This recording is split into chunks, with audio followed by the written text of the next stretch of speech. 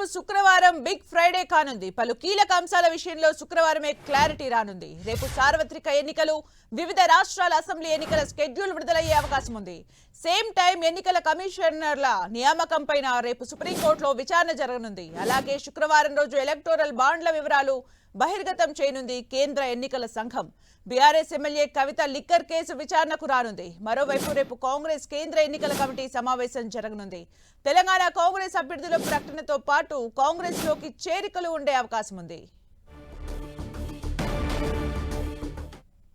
ఇక మరిన్ని వివరాలు మా ప్రతినిధి గోపి అందిస్తారు. గోపి,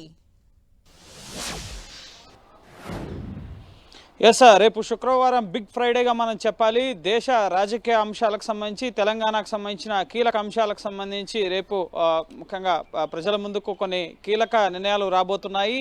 ప్రధానంగా సుప్రీంకోర్టులో కేసులు కానీ, అలాగే సార్వత్రిక ఎన్నికలు, భారత ప్రజాస్వామ్యానికి అతిపెద్ద పండుగగా చెప్పుకునే ఎలక్షన్ షెడ్యూల్కి సంబంధించి రేపు నిర్ణయం వెలువడే అవకాశం కనిపిస్తోంది. సో రేపు ఎన్నికల షెడ్యూల్ విడుదలయ్యే అవకాశం ఉంది.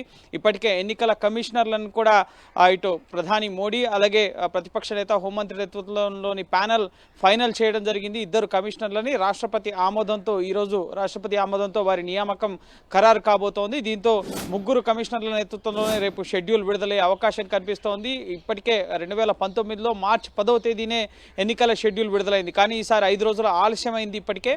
సో త్వరితగతిన ఎన్నికల షెడ్యూల్ ప్రకటించాలని చెప్పి రాజకీయ పార్టీలు కోరినట్లుగా, అలాగే మేము పారదర్శకంగా స్వేచ్ఛగా ఎన్నికలు నిర్వహించేందుకు సైతం సిద్ధంగా ఉన్నామని చెప్పి ఎన్నికల ప్రధాన కమిషనర్, కేంద్ర ఎన్నికల సంఘం ప్రధాన కమిషనర్ రాజీవ్ కుమార్ కూడా నిన్న స్పష్టం చేశారు. సో ఏ క్షణంలోనైనా సరే ఇకపై ఎన్నికల షెడ్యూల్ విడుదలయ్యే అవకాశం కనిపిస్తుంది. దానికి సంబంధించి అన్ని రాష్ట్రాల్లో పర్యటించి పూర్తిగా ఎన్నికల సన్నద్ధత ఏర్పాట్లు, అలాగే అబ్జర్వర్లకి ఇవ్వాల్సిన గైడ్ లైన్స్ అన్నింటినీ కూడా పూర్తి చేయడం జరిగింది. సో ఎన్నికల కమిషన్ల నియామకం కూడా పూర్తిగా వస్తుంది కాబట్టి సో ఎన్నికల షెడ్యూల్ రేపు ఏ క్షణమైనా సరే విడుదలయ్యే అవకాశం కనిపిస్తోంది. అంతేకాకుండా ఎన్నికల కమిషనర్ల నియామకం, అలాగే ఎన్నికల కమిషనర్ల నియామక చట్టానికి సంబంధించిన అంశంపైన రేపు అసోసియేట్ డెమోక్రటిక్ రిఫార్మ్కి సంబంధించి ఏడీఆర్ సంస్థ దాఖలు చేసిన పిటిషన్ పైన సుప్రీంకోర్టు విచారణ జరపబోతోంది. ఇంతకుముందు ఎన్నికల కమిషనర్ల నియామకంలో ఇటు ప్రధాని అలాగే ప్రతిపక్ష నేతతో పాటుగా సుప్రీంకోర్టు ప్రధాన న్యాయమూర్తి కూడా రికమెండ్ చేస్తూ ప్యానెల్ ఉండేది. కానీ అందులోంచి న్యాయ వ్యవస్థను తొలగిస్తూ, సీజేఐని తొలగిస్తూ కేవలం ప్రధాని, హోంమంత్రి అలాగే ఇటు ప్రతిపక్ష నేత రాష్ట్రపతికి సూచించిన వ్యక్తిని నియామకం చేసేట్లుగా కొత్త చట్టం తీసుకురావడం జరిగింది. సో ఈ చట్టం చెల్లుబాటుకు సంబంధించి ఏడీఆర్ సంస్థ దాఖలు చేసిన ప్రజా ప్రయోజన వాద్యం పైన కూడా రేపు సుప్రీంకోర్టులో విచారణ జరగబోతోంది. అంతేకాదు ఇటు ఏదైతే ఎలక్టోరల్ బాండ్స్కి సంబంధించి ఇటీవల సుప్రీంకోర్టు రాజ్యాంగ ధర్మాసనం ఇచ్చిన సంచలనాత్మక తీర్పు, ఈ ఎలక్టోరల్ బాండ్స్ చెల్లవు, ఇవి రాజ్యాంగ విరుద్ధం ఇచ్చిన తీర్పుకు అనుగుణంగా అవి బహిర్గతం చేయాలి అని చెప్పి ఎస్బీఐని ఆదేశించడం జరిగింది. ఎస్బీఐ ఇప్పటికే ఎన్నికల సంఘానికి, సుప్రీంకోర్టుకే సీల్ కవర్లో నివేదికను అందించడం జరిగింది. 20,000కు పైగా ఎలక్టోరల్ బాండ్స్ ఎవరెవరు దాతలు, ముఖ్యంగా వ్యాపారవేత్తలు ఏ పార్టీకి ఎంతెంత విరాళాలని ఎలక్టోరల్ బాండ్స్ రూపంలో ఇచ్చారు అన్నది రేపు సాయంత్రం 5 గంటలకల్లా ఎన్నికల కమిషన్ దేశ ప్రజానీకం ముందుంచబోతోంది. ఎన్నికల సంఘం వెబ్సైట్లో ఎలక్టోరల్ బాండ్స్కి సంబంధించిన వివరాలు, ఎవరెవరు వ్యాపారాధినేతలు కానీ, ప్రజలు కానీ స్వచ్ఛందంగా రాజకీయ పార్టీలకి ఎలక్టోరల్ బాండ్స్ రూపంలో విరాళాలు ఇచ్చారు అన్న అంశానికి సంబంధించి రేపు ప్రజలకు తెలియబోతోంది. ఇప్పటి వరకు ఇటు ఆర్టీఐ యాక్ట్ ద్వారా కానీ, తెలుసుకునే విధంగా కానీ లేకుండా నిబంధన ఉండేది. కానీ సుప్రీంకోర్టు ఎలక్టోరల్ బాండ్స్ చెల్లవు, వాటిని నిలిపివేస్తూ తీర్పిచ్చిన తర్వాత ఇప్పుడు ఎలక్టోరల్ బాండ్స్ ద్వారా దాని ద్వారా క్విడ్ ప్రోకో జరిగే అవకాశం ఉంది.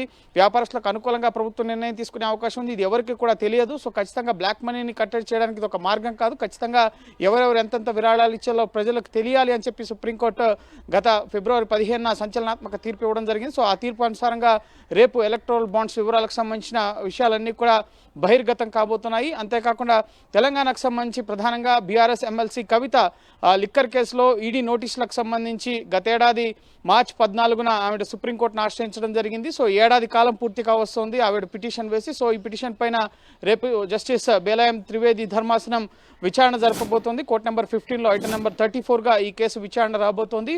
సో అది కూడా ముఖ్యంగా ఆ కేసు విచారణ కూడా నెక్స్ట్ కవిత ఈడీ ముందు దర్యాప్తుకి, సిబిఐ ముందు దర్యాప్తుకి హాజరు కావడం పైన స్పష్టత రాబోతోంది. సుప్రీంకోర్టులో కేసు పెండింగ్లో ఉంటుంది కాబట్టి ముఖ్యంగా సిఆర్పిసి నిబంధనలను ఉల్లంఘిస్తున్నారు, మహిళల్ని ఈడీ కార్యాలయంలో కాదు ఇంటి వద్దే విచారించాలి, అలాగే తనపై ఎటువంటి బలవంతపు చర్యలు తీసుకోవద్దు, ఈ కేసు అనేది నిరాధారం అన్న అంశాలని, అలాగే తాను కేసు దర్యాప్తుకు సహకరిస్తున్న అంశాలను కూడా పిటిషన్లో పేర్కొనడం జరిగింది.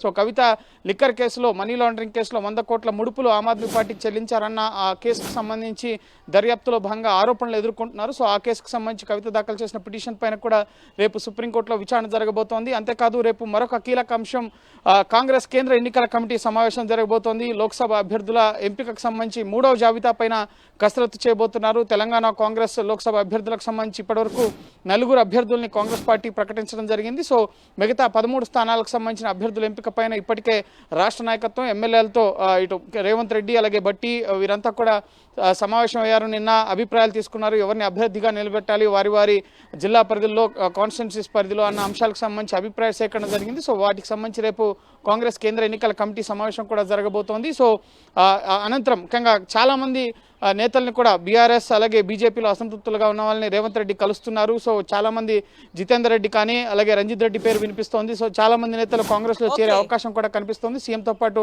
రేపు ఢిల్లీ వచ్చే అవకాశాలు కనిపిస్తున్నాయి. సో రేపు బిగ్ ఫ్రైడే, చాలా కీలక అంశాలకు సంబంధించి దేశ ప్రజానికం ముందు కీలక అంశాలు వెలుగులోకి రాబోతున్నాయి. ఎన్నికల షెడ్యూల్కి సంబంధించి కానీ, ఎలక్ట్రల్ బాండ్స్కి సంబంధించిన వివరాలు కానీ, కవిత ఈడీ కేసు విచారణలో, సిబిఐ విచారణలో వారి దర్యాప్తు సంస్థల ముందు హాజరవడానికి సంబంధించి, కాంగ్రెస్ అభ్యర్థుల జాబితాకు సంబంధించి, అలాగే కాంగ్రెస్లో నూతన చేరికలకు సంబంధించి చాలా బిగ్ షెడ్యూల్ అయితే రేపు ఉంది. చాలా పరిణామాలు రేపు చోటు చేసుకోబోతున్నాయి. Right, thank you Gopi for the updates.